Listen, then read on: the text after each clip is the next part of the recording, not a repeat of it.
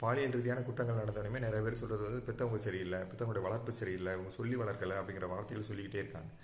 என்னை பொறுத்த வரைக்கும் இப்போ தவறு செய்கிறவனை கவனித்து பாருங்களேன். அவன் யாராக இருக்குது, அந்த அந்த அந்த குடும்பத்தில் தெரிஞ்சவனாக இருக்குது, ரொம்ப உறவினராக இருக்குது, இல்லை பெற்ற தகப்பனே சில நேரங்கள் தவறு பண்ணுறான். இப்போ இதை வந்து நம்ம குழந்தைகள் என்ன என்ன சொல்லி வளர்க்க முடியும்? என்ன சொல்கிறது குழந்தைங்கள்ட்ட?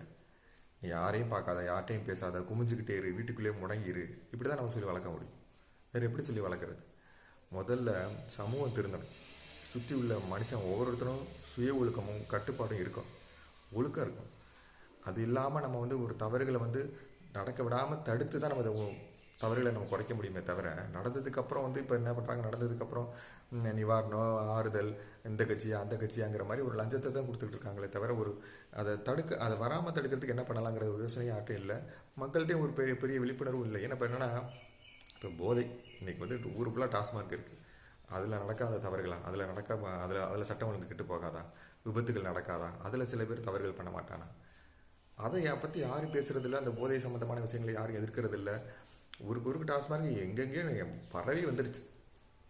இப்போ இது போதைனாலையும் தவறுகள் நடக்குது, அது உண்மை. அதே மாதிரி சினிமாவில் நடக்கக்கூடிய நிறையா கெட்டதான விஷயங்களை நம்ம யார் எதிர்க்கிறோம்? ரேட்டிங் போடுறோம்.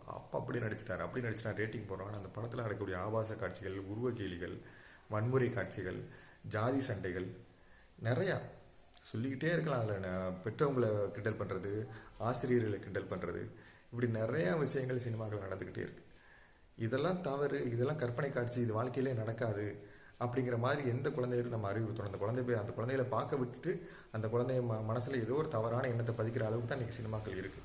பார்க்க விட்டுட்டு தான் நம்ம உட்காந்துட்ருக்கோம். இதை பற்றி யாரும் விழிப்புணர்வு இல்லை. அந்த எதுவுமே சினிமானா அது ஒரு பொழுதுபோக்கு. அந்த குழந்தைங்க எல்லாத்தையும் வந்து நல்லது கெட்டதாக புரிஞ்சுக்கும் நம்ம நினைக்கிறோம். அப்படியே புரிஞ்சுக்கும் குழந்தைங்க. சினிமாவில் உள்ள இது நல்லது இது கெட்டதுன்னு புரிஞ்சுக்குங்களா? எதுவுமே கிடையாது. இந்த சமூகம் நிறையா சுயநலமாக இருந்துக்கிட்டே இருக்குது.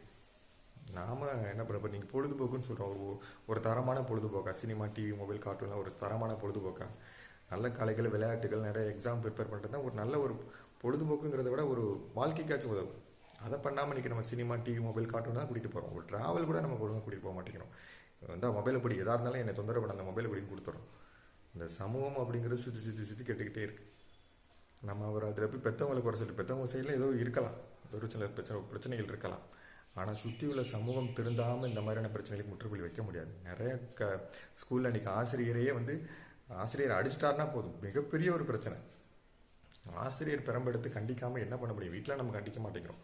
ஏன்னா செல்லம்மா வளர்க்குறோம், கண்ணீர் வந்துடக்கூடாது, அழுக வந்துடக்கூடாது, அது கேட்டதை வாங்கி கொடுக்கணும், பிடிவாதம் பிடிச்சாலே அவ்வளோதான், நம்ம தாங்கிக்க மாட்டேங்கிறோம். அப்போ ஆசிரியர் கையிலாச்சும் பெரம்பை கொடுத்து கண்டிக்க வைக்கணும், அதுவும் நம்ம பண்ண மாட்டேங்கிறோம். இன்றைக்கி நிறைய பேர் ஒரு மாதிரி ஹேர் ஸ்டைல்லேருந்து இல்லை கெத்துலேருந்து பைக்கில் வீலிங் பண்ணுறதுலேருந்து வேகமாக போகிறதுலேருந்து யார் கற்றுக் கொடுத்தது? இந்த சினிமாக்கள், இந்த சமூகம் கற்றுக் கொடுத்த விஷயங்கள் தான். யாராச்சும் அதை கண்டிக்க முடியுதா? அதை கண்டித்து நிறையா விஷயங்களை பண்ணணும்.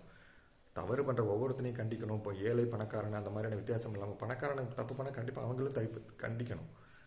அப்போ தான் சட்டம் ஒழுங்கு சரியாக இருக்கும்.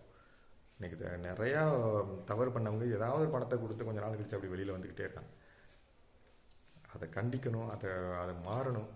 சமூகம் சீர்படாமல், சமூகத்தை சரி பண்ணாமல் இந்த மாதிரியான விஷயங்களை நம்ம மாற்றுறது ரொம்ப கஷ்டம்.